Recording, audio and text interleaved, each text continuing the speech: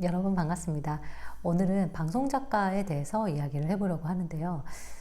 보통 이 유튜브를 통해서 이제 방송작가에 대해서 찾아보시는 분들은 아마 방송작가 지망을 하시는 분들이 많으실 것 같아서 이제 보통 처음에 방송작가를 시작할 때는 막내 작가부터 이렇게 올라가기 때문에 막내 작가 때는 어떤 일을 보통 하게 되는지에 대해서 오늘 준비를 해봤습니다. 사실 이 막내 작가가 하는 일이 정말 많아요. 제가 지난번에 그 작가 수입에 대해서 말씀을 드리면서 이렇게 피라미드 구조다라는 말씀을 드린 적이 있어요. 근데 마찬가지로 업무도 똑같아요. 막내 작가가 하는 일은 이렇게 굉장히 많고 이제 위로 올라갈수록 좀 업무 분담이 줄어드는 것도 사실이고 뭐 투잡, 쓰리잡 이런 다양한 좀 프로그램을 하는 것도 가능해집니다. 일단 막내 작가 때는 당연히 다양한 프로그램을 하는 건 힘들고 이제 한 프로그램에만 집중해서 시작을 하게 되는데요. 그 막내 작가의 가장 많은 부분을 차지하는 업무는 첫 번째는 바로 자료조사입니다. 사실 이 자료조사가 막내 작가의 뭐 파랄이라고 해도 과언이 아니에요. 프로그램을 하나를 하려고 하면 어떤 프로그램이든 간에 관련된 정보를 계속해서 다양하게 취합을 해야 되기 때문에 자료조사가 굉장히 중요합니다.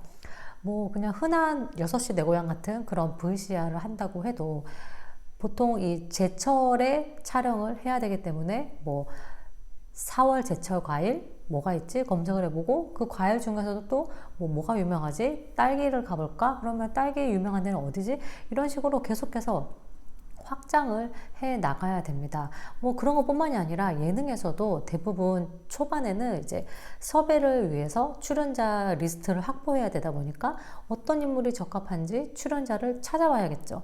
그때도 인물 검색을 정말 엄청나게 많이 하는 편이고요. 뭐 기획을 한다고 해도 만약에 뭐 패션 프로그램을 한다 그러면은 뭐 올해 색깔은 무엇인지 요즘에는 어떤 게 유행하는지 또 특히 좀 각광받는 디자이너는 누군지 좀 떠오르고 있는 사람은 또 없는지 뭐 또 연예인 가운데서 좀 패션에 관심 있는 사람은 누군지 뭐 이렇게 막 자료조사 할 것들이 굉장히 많아요. 그래서 프로그램 하나에 들어갈 때마다 그것과 관련되어 있는 자료조사를 엄청나게 전문가 수준에 가까울 정도로 많이 하기 때문에 이 방송 작가를 하다 보면은 얇고 넓은 지식이 많아지는 건 사실입니다. 근데 이렇게 이제 자료조사가 첫 번째 임무가 되겠고 두 번째 업무 같은 경우에는 섭외예요.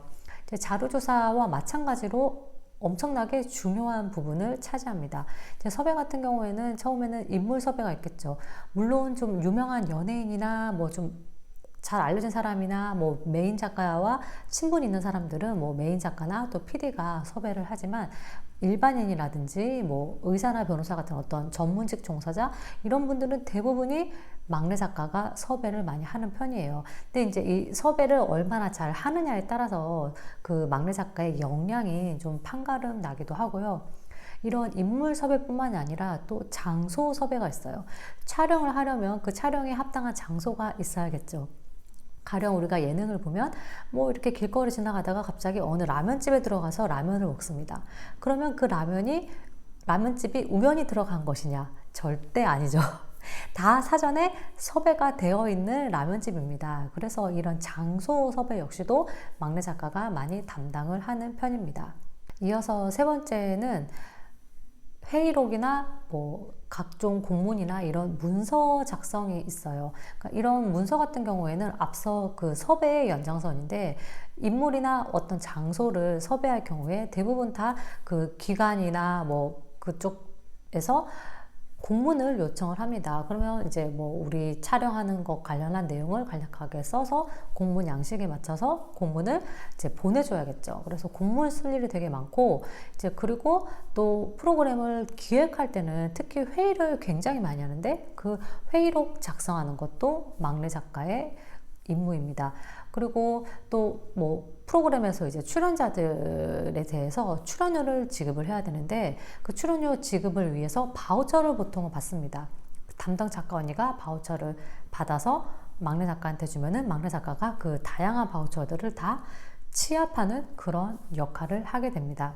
뭐 이런 공문이나 회의록 외에도 뭐 우리 팀의 연락망 정리라든지 또 일정 정리라든지 그런 각종 기타 문서들을 작성하는 일을 하게 됩니다. 그리고 네 번째로는 이제 그 보도자료를 쓰는 게 있어요. 이거는 보도자료를 쓰는 프로그램도 있고 그렇지 않은 프로그램도 있어요. 가령 그 기사를 보면은 프로그램이 새로 런칭을 했거나 뭐 유명한 프로그램에 유명한 연예인이 나오면 이제 기사들이 나오죠. 근데 대부분 그 기자들이 쓰는 게 아니라 이 프로그램에서 작가들이 보도자료를 써서 기자들에게 배포를 하는 거예요.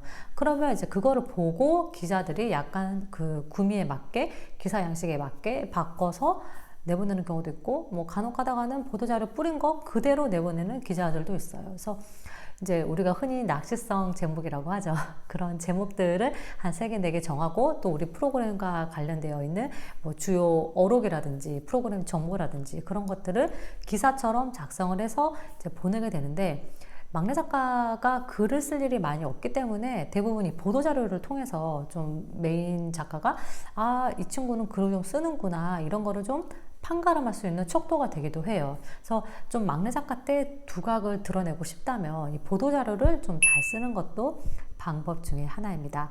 그 보도자료의 연장선에서 5번째가 이제 예고 멘트가 있어요. 그 예고 멘트도 마찬가지로 쓰는 프로그램이 있고 그렇지 않은 프로그램이 있기는 합니다. 근데 이제 쓰는 경우에는 대부분이 이제 위에 언니들이 썼던 내용들을 보고 내가 간추려서 좀 말맛을 살려서 간결 명료하게 우리 프로그램에 대한 예고편을 쓰고 이제 짧게 들어가는 자막도 함께 작성을 하는 편입니다. 그래서 보도자료와 예고 멘트가 좀 막내 작가가 글을 그래도 좀 쓸 수 있는 그런 창구인 것 같기는 해요. 다음으로는 프리뷰가 있습니다.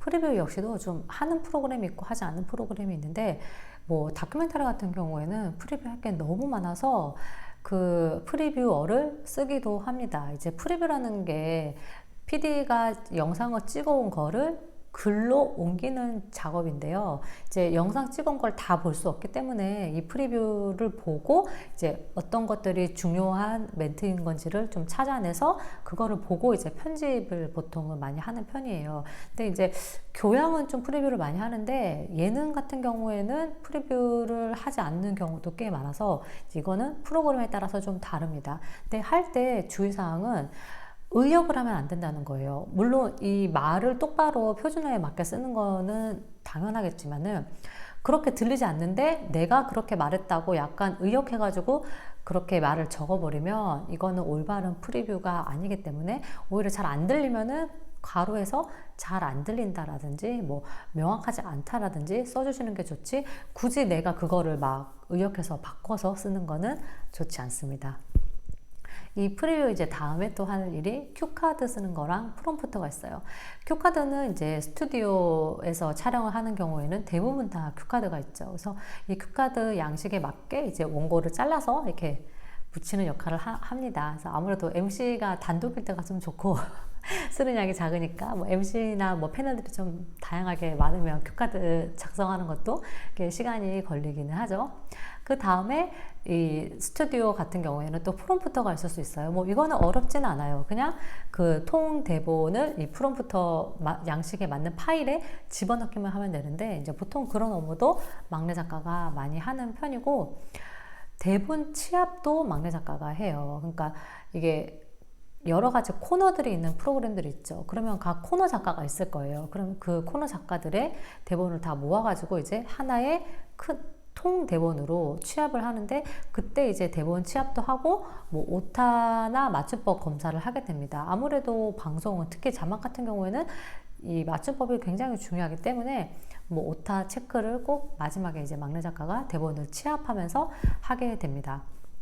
마지막 업무는 이제 방송이 나간 뒤에 시청률 체크가 있어요. 이제 보통은 이 막내 작가가 시청률을 받아서 이제 팀원들에게 뿌리게 되는데요. 뭐 이거는 그냥 카톡으로 보통 이렇게 남기는 편이라서 그렇게 어렵지는 않은 그런 업무입니다. 뭐 사실 이 밖에도 이제 잡다하게 막 내가 생각하지도 못한 일들이 되게 많아요. 특히 뭐 비품이나 소품 정리 같은 경우에도 AD랑 같이 하는 경우도 있긴 하지만 또 막내 작가가 좀 정리를 하는 경우도 있거든요. 그래서 이런 식으로 막 잡다하게 할 일들이 되게 많아서 내가 작가인가 잡가인가 이런 막 생각이 들고 회의감도 느껴지고 일도 너무 힘들고 사실 그런 시기가 막내 작가이기도 해요. 하지만 또 일을 조금씩 배워가고 내가 알고 있던 것들이 좀 확장되는 또 내가 성장해 나가는 느낌을 가장 많이 받을 수 있는 시기가 또 막내 작가이기도 합니다. 특히 이때는 뭐 여러 가지 일들을 꼼꼼하고 빠릿빠릿하게 처리하는 것도 중요하고 또 특히 좀 아이디어가 좋은 친구들 같은 경우에는 뭐 다음에 메일 언니가 다른 프로그램을 할 때 또 같이 하자고 할 수도 있고 뭐 PD들을 뜰 수도 있기 때문에 이제 특히 회의할 때 좋은 아이디어, 통통 튀는 아이디어를 좀 적극적으로 개진해 주면은 좀 앞으로 성장할 수 있는데 도움이 되지 않을까라는 생각이 들고요. 보통 막내 작가를 얼마나 하느냐에 대해서도 많이들 물어보시는데 이것도 워낙 사람에 따라서 다르고 상황에 따라서 다르고 사실 좀 운도 작용하는 측면이 없지 않아 있어서 기본적으로는 뭐 한 2, 3년 길면은 3, 4년인데 뭐 예능 같은 경우에는 6년, 7년도 하시는 분들도 보기는 했어요. 그래서 이게 예능은 좀 입봉이 느린 편이죠. 그러니까 이게 워낙 들쑥날쑥하고 사람에 따라서 달라서 딱 얼마 동안 막내 작가를 하면 서브 작가로 올라간다. 이제 보통 서브로 올라가는 거를 입봉이라고 하는데 입봉을 한다라고 명확하게 말씀을 드릴 수는 없지만 이제 뭐 아이디어 개진이라든지 또 좀 섭외를 잘한다든지 이렇게 좀 눈에 띄게 일을 열심히 잘하면 입봉의 기회가 금방 올 수 있지 않을까 하는 생각이 듭니다. 오늘은 이 막내 작가가 하는 업무에 대해서 말씀을 드렸는데요. 뭐 이 밖에도 또 궁금하신 사항들 있으시면은 댓글 남겨주시면 제가 아는 선에서 답을 해드리도록 하겠습니다. 추스!